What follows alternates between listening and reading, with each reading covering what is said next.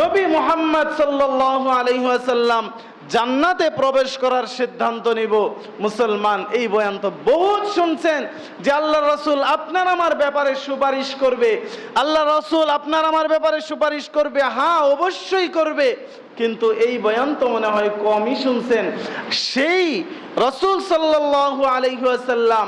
আল্লাহর রাসূল সাল্লাল্লাহু আলাইহি ওয়াসাল্লাম আপনার আমার দিকে ফিরেও তাকাবে না,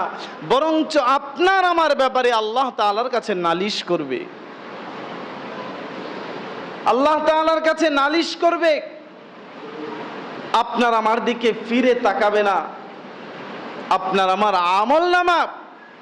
যখন কিনা আমার আপনার নবী সাল্লাল্লাহু আলাইহি ওয়াসাল্লামের সামনে পেশ করা হবে, আপনার আমার সামনে যখন পেশ করা হবে, যখন কিনা আপনি আমি দেখব সুন্দরভাবে, একবারে লিস্টটি শুরু থেকে শেষ পর্যন্ত খুলে যখন দেখে ফেলবো যে আপনার আমার আমলনামার ভিতর শুধু নাই আর নাই, আমল নাই আর নাই। যদি হিসাব করি ফজরের নামাজ নাই, যদি হিসাব করি জোহরের নামাজ নাই, আসরের নামাজ নাই, মাগরিবের নামাজ নাই, এশারের নামাজ নাই, শুধু নাই তো নাই, আরো শুধু গুনাহযুক্ত হয়েছে। যদি মাত্র এরকম হয় যে সারা জীবন ভর কাটিয়ে দিয়েছি, আল্লাহ রাসূল সাল্লাল্লাহু আলাইহি ওয়াসাল্লামের আনুগত্যই করতে পারি নাই, সেই মুহূর্তে আপনার আমার নবী রাহমাতুল লিল আলামিন নবী, যেই নবী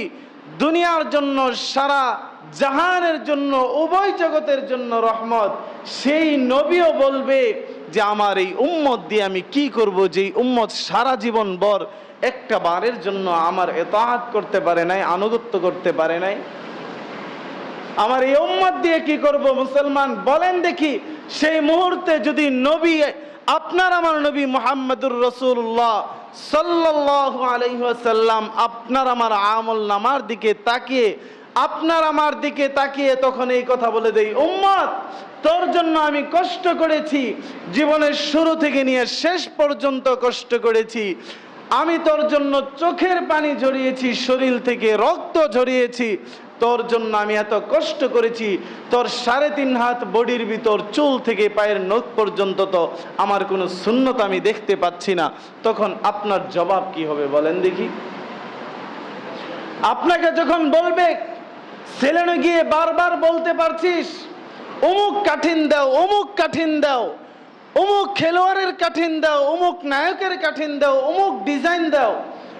যুবক একবারও কি ছেলেনে গিয়ে তুমি বলতে পারলা না আমার রাসূলের যে সুন্নাহ, সেই সুন্নাহ কাঠিনটা আমাকে দিয়ে দাও, আমার রাসূলের যে আদর্শ, আমি মুসলমান, সেই আদর্শের কাঠিন